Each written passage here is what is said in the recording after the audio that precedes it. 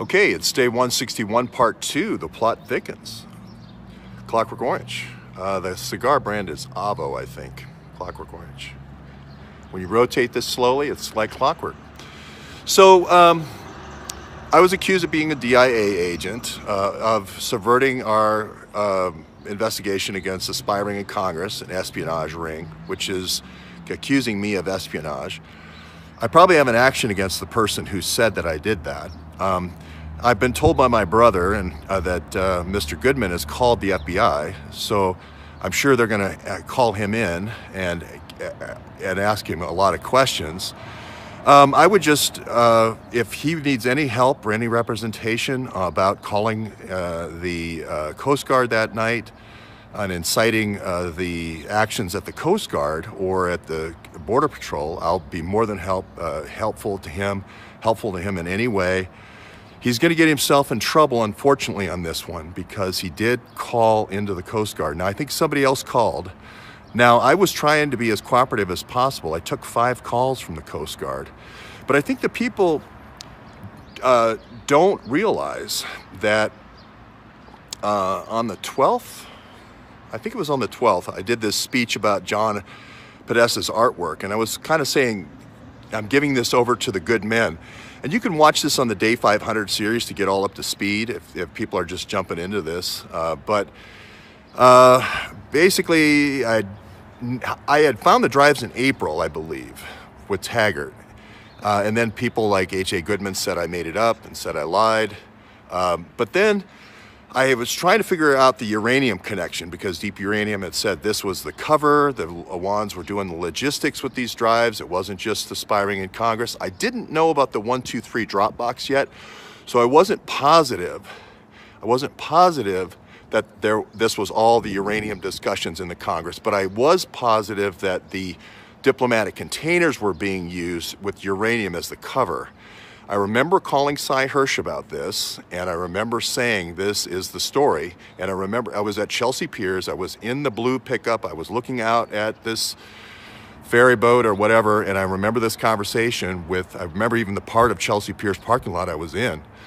And I won't say anything else about Chelsea Piers right now, who I may or may have not met there, but what I will say is I had connected the dots to Uranium 1 at that point on, I think it's the 10th or the 11th or the 12th, but anyway, I remember leaving New York and driving. First thing I wanted to go to was Washington, D.C. to see if I could talk to Taggart again, and I tried to talk to, I think, I went back to the Hawks Head and tried to go to Hina Alvey and some other locations. I went to 4 or 5 locations.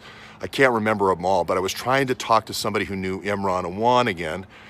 Then I went to Clarksburg, and I did this show in Clarksburg talking about, I thought the drives were in this vault.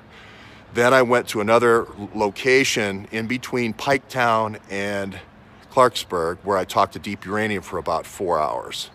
And we were saying, you know, we're honing in now on Piketown. And then, of course, the parallel construction in Piketown. So I remember now, when I went to Piketown, I met with a law enforcement officer that had been providing information for the thing. And then there was a second informant that was talking to me that said she was going to meet me that night when I got lured out of the hotel. So this will be interesting now because...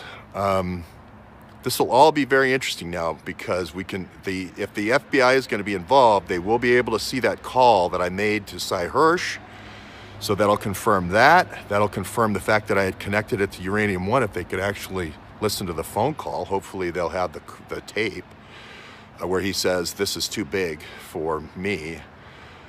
Then I I believe I went to Washington, D.C., then Clarksburg, then an undisclosed location in between to meet Deep Uranium. And Deep Uranium had just made a big tour of about 5 or 6 of his echelon group, and then the parallel construction on the way to Piketown. And I had met with the law enforcement officer that afternoon. I took the calls from Border Patrol, CBP, and U.S. Coast Guard, all the conspirators in our little not school play, reality play, as well as all the Uranium 1 conspirators that were involved in the logistics. So we had thought that the logistics program on the servers on the Awan drives was the uranium and the drugs and the drugs.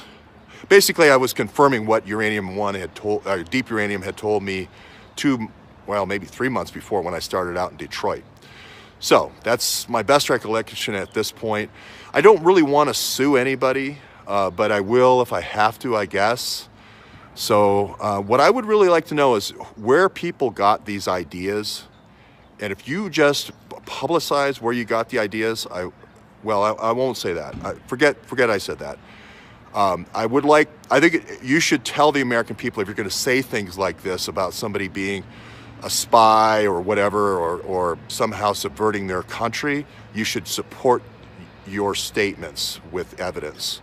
And I can't wait till somebody does a deep dive on me, George Webb Swigert, and looks up to see whether I'm a DIA agent or not. That'll be great. I can't wait for that.